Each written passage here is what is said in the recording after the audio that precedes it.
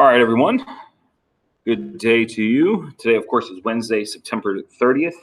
We're going to continue our lesson as we have been during the week, looking at multiplication and using a variety of different strategies, okay? Two in particular, the box method, also known as the area model, as well as partial products, okay? What we're doing is I'm showing you these different strategies because we're going to build an understanding for these in order to then use the standard algorithm later on this school year. All right, so of course, I hope you definitely are following. Hopefully, you have your pencil and paper ready to jot down any equations that we're going to work on, which we will. So today we're going to look at being able to multiply a 3-digit number by a 1-digit number using a variety of strategies. On Monday, we talked about a 2-digit by 1. Yesterday, we did a 2-digit by 2. And therefore, today we're doing a 3-digit by 1. All right, so let's get started. Here, of course, are two equations, of course, being the same. So I'm going to show you how to use the area model box method for this now with a 3-digit value and solve that as well as using the partial product. So just like with everything with the box method, you, of course, will need a box. So yesterday we drew where we had 2 columns and 2 rows. This one, we really just need a rectangle. Right, it's still a box, but we need it a little bit longer because we have a 3-digit number. So what we're going to do, we're going to divide that into 3 separate boxes. Okay, kind of fix that there. Okay, now each of those boxes is going to represent one value of the 3 digits. So, for example, if we have 281, we're going to decompose that number to 200 plus 80 plus 1. And that is, of course, going to be multiplied by 9. So in the first box, which is typically going to be your larger value, we have 200 times 9. So you're doing the top number being multiplied by the number on the side, okay? So, and remember, with a multiplication problem, any numbers that are being multiplied, those are called factors. So 281 is a factor. 9 is also a factor. We're going to end up getting a product, which is the answer to a multiplication problem. All right. So we have 200 times 9. So 2 times 9, of course, is, and let me do it in a different color here. We have 2 times 9 is 18. And then we have 2 zeros at the end. Again, any number that has a 0 at the end or in the ones place is a multiple of 10. Again, 10, 20, 50, 100, 1,000, 110. 1 million, right? Those all end in a 0. So I notice I have 2 zeros here. So I'm going to actually put the 2 zeros in my answer. Okay, that's a little trick, but I want you to understand why that is. 9 times 0 is 0. 9 times 0 is 0. 9 times 2 is 18. So that's how we build our number.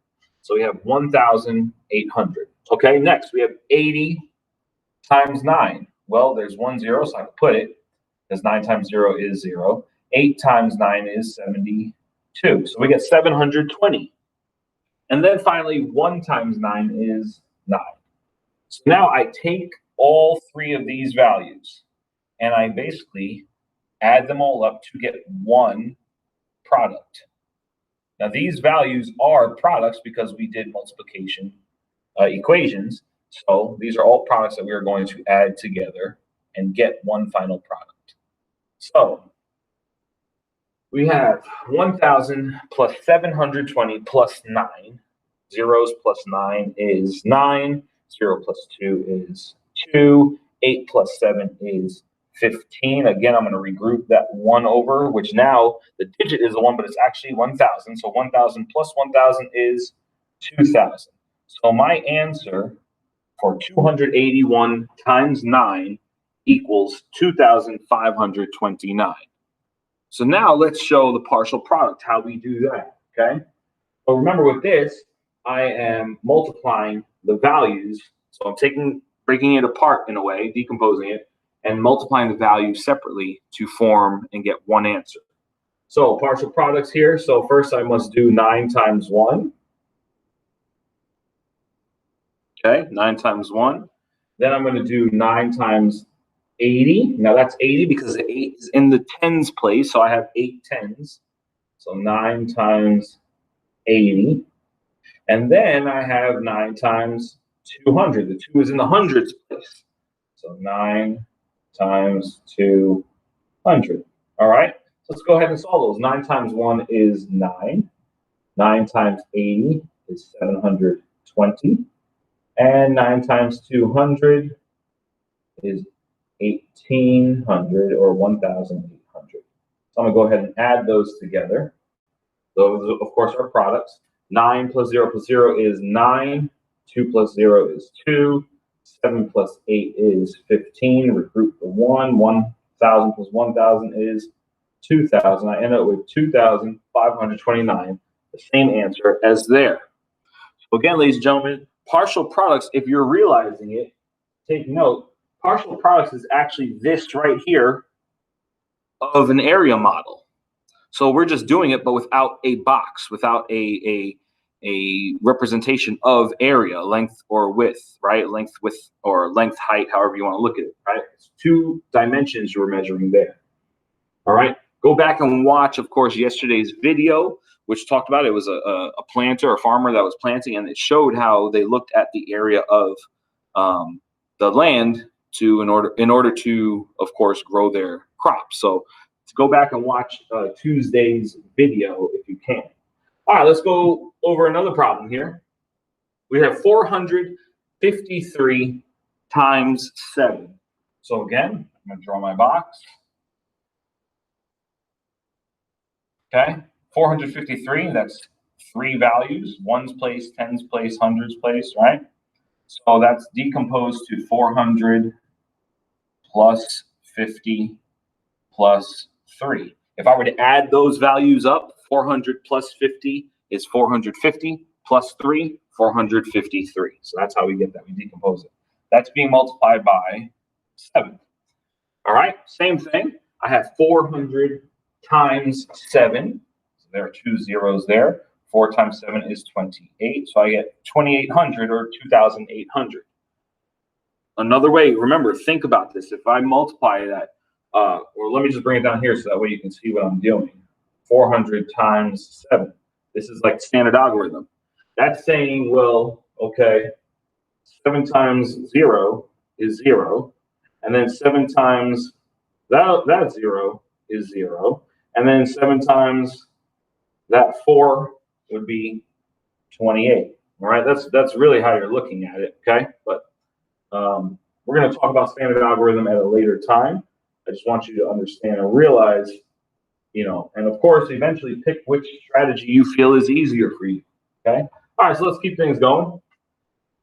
Okay, 50 times 7 is 350, because 5 times 7 is 35. Bring the 0, you have 350. 7 times 3 is 21. So now I add those 3 products. 2,800, 350, 21. Add those all together. 0 plus 1 is 1. 0 plus 5 plus 2 is 7. 8 plus 3 is 11. Regroup the 1. 1,000 plus 2 is 3,000. We get 3,171. All right, let's try with partial product. Again, 7 times 3. 7 times 50. And then 7 times 400. So we have 7 times 3. 7 times, oh, wrong color. Sorry about that. I'll be able to do it with the same color. That would help. 7 times 50. And then 7 times 400. Okay, here we go. 7 times 3 is 21. 7 times 50 is 350. And 7 times 400 is 2,800. Now, oh, sorry about that. I want to go ahead and add those together. 1 plus zeros is 1. 2 plus 5 plus 0 is 7. 3 plus 8 is 11. Group 1. 1 plus 2,000 equals 3,000. We end up having 3,000 171. Again, notice the similarity. All right, let's take a look. Here I have a word problem for you. So I want to show you how we can use these strategies even with reading a word problem. And watch how I read this word problem and take out the important information. Very short word problem, but still, we can still process this and understand it better. So there are 366 dimples on a golf ball. Okay, cool. Let me draw a visual representation that could possibly help me. All right, a golf ball. Whether you've seen golf or your parents or guardians or whomever may play golf or you know about golf, right? Oh, okay, there we go. Want to get rid of that line, right? So let's say those are, of course, the dimples. And what that says is there's 366 dimples on a golf ball. Okay, cool. How many dimples are there on 6 golf balls? All right, well, let me do something else. Let me indicate the numbers. 366 dimples, right? So I could say, okay, equals 366. I'll just put D, right, for dimples, okay? And maybe I would want to draw, something that indicates that. Okay, how many, here's the question, how many dimples are there on 6 golf balls? Which means I need 6 golf balls. Each one of those, right, because it says so that's 1. Each one of the golf balls have 366. So what is that going to look like?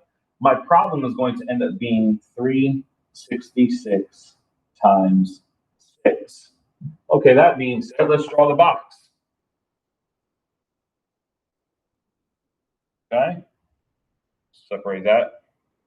We have 300, right, plus 60. Plus 6.